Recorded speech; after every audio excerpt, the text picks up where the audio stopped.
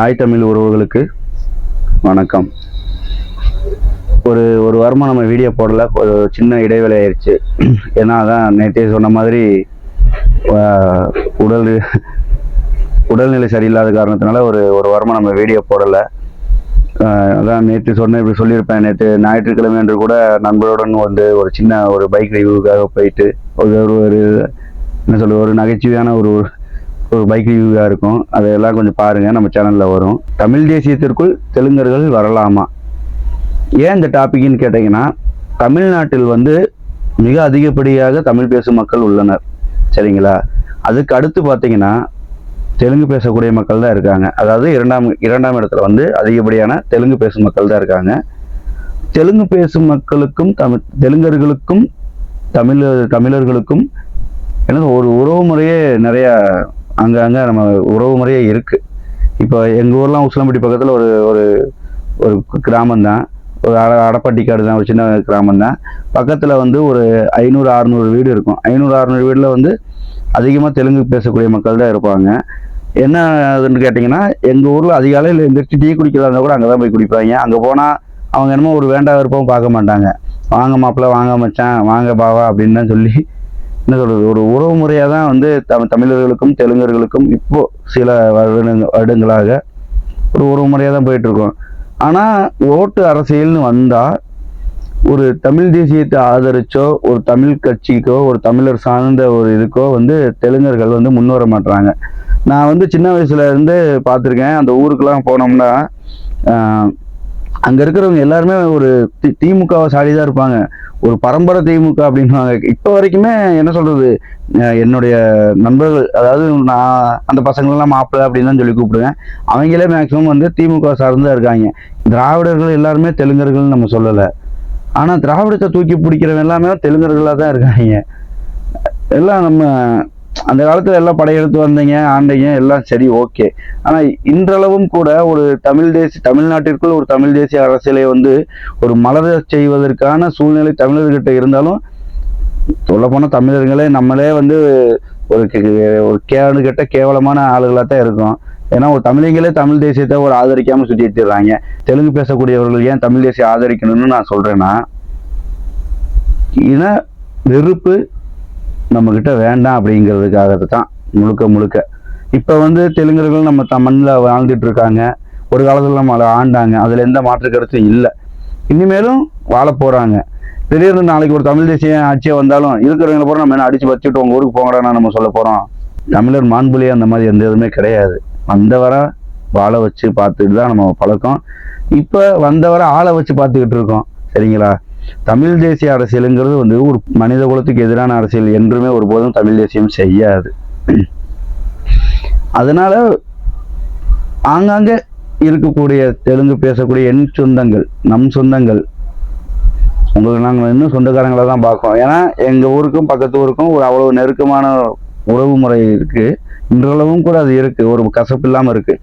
அது என்ன சொல்கிறது, வாக்குக்குன்னு போகும்போது தான் அவங்க ஒரு இதை சார்ந்து இருக்காங்க. தமிழர்கள் நாம கொஞ்சம் கொஞ்சமாக மாறிக்கிட்டு இருக்கோம். தமிழ் தேசியத்தை பற்றி தமிழ் தேசியத்தை சார்ந்து நிறைய கற்றுக்கொண்டு இப்போ கொஞ்சம் கொஞ்சமாக மாறிக்கிட்டு இருக்கோம். முழுமையாக தமிழர்கள் அனைவரும் தமிழ் தேசியத்தை சார்ந்தே இருக்க வேண்டும். ஆனால் தெலுங்கர்கள் உங்கள் நலனுக்காக தான் சேர்த்து சொல்கிறோம். இப்போ நீங்கள் திராவிடத்தை ஆதரிக்கிறீங்க, குறிப்பு ஓப்பனாக சொல்லிடலாமே, திமுகவை ஆதரிக்கிறீங்க. திமுகவில் உங்களில் ஒருத்தர் முதலமைச்சர் ஆக முடியுமா? உங்கள் வீட்டில் இருந்து ஒரு ஆள் முதலமைச்சர் ஆக முடியுமா? உங்கள் இனத்தவர் முதலமைச்சராக இருக்காரு, அதில் எந்த மாற்று கருத்து இல்லை. நீங்கள் திமுகவை தொடர்ந்து ஆதரிக்கிறீங்க. அது உங்களுக்கு நல்லது செஞ்சுருக்கான்னு கேட்டிங்கன்னா கேள்விக்குறி. அது உங்களை வாழ வச்சிருக்கான்னு கேட்டிங்கனாலும் கேள்விக்குறி. ஏன்னா திராவிடம் என்பது ஒரு பொய்யான மாயையை கட்டமைச்சு வச்சுருக்காங்க. காரணம் என்னன்னு கேட்டிங்கன்னா, உங்களை ஃபுல்லாக அவங்க சைடில் இழுத்துக்கிறதுக்காக தான். அது ஒரு ஏமாற்று அரசியல். அதை என் சொந்தங்கள் நீங்களாம் புரிஞ்சுக்கணும். அதுபோல தான் தமிழர்கள் ஒருபோதும் பிற மொழியாளர்களை வெறுக்கவோ ஒதுக்கவோ கிடையாது. எங்க மண்ணுங்க அது, என்ன சொல்றது, இமயமுறை கட்டியாண்ட தமிழ் குடிங்க இது, தமிழர்களுங்க. இருக்கிறது அரக்காணி இளந்தா இருக்கு. இதையும் எங்களுக்காக இல்லைன்னா ஒரு வெறுப்பு இல்லை, ஒரு கோபம் வரத்தானே செய்யும். ஒரு தமிழனாக இருக்கிற எங்களுக்கு கோபம் வரத்தானே செய்யும்.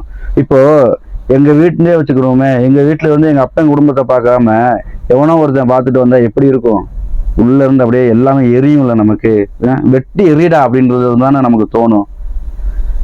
அதே மாதிரி தான் இது எங்கள் தாய் நாடுங்க.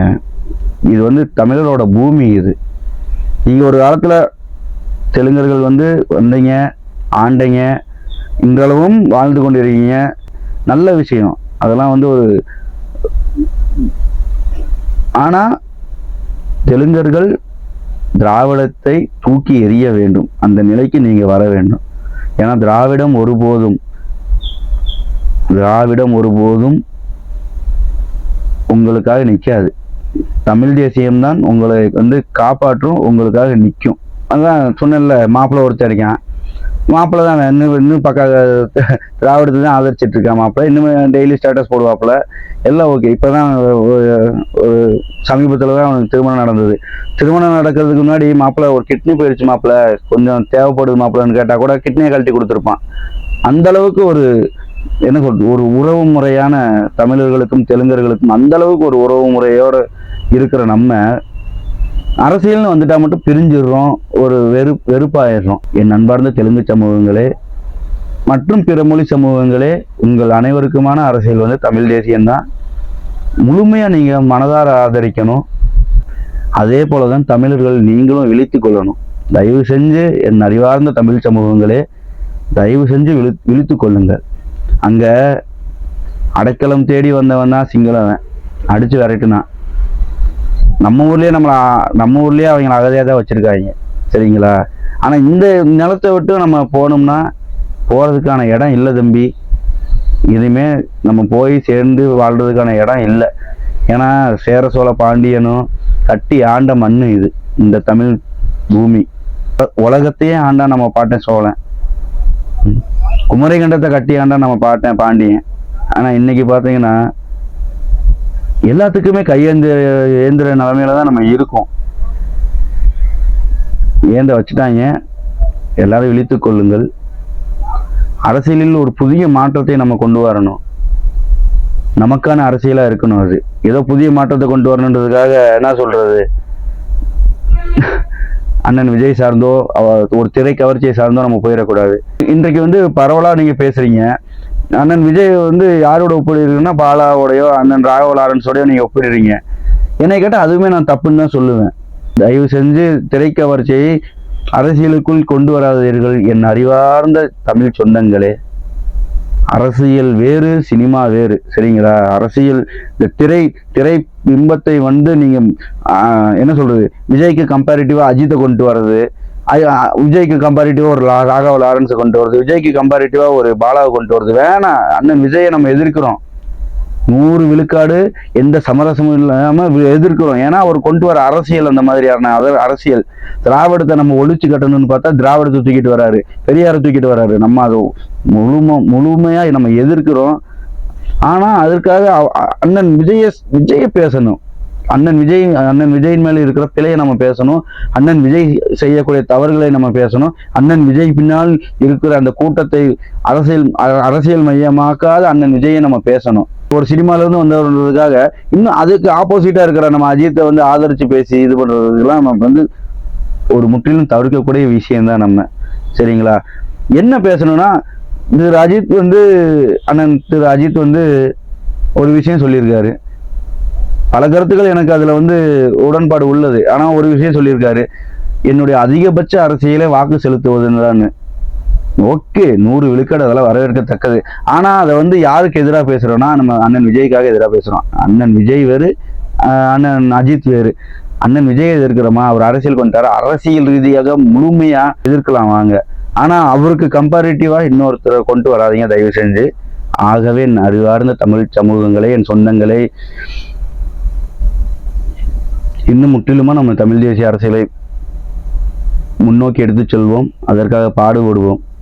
அதுபோல என் அருமை சொந்தங்களே,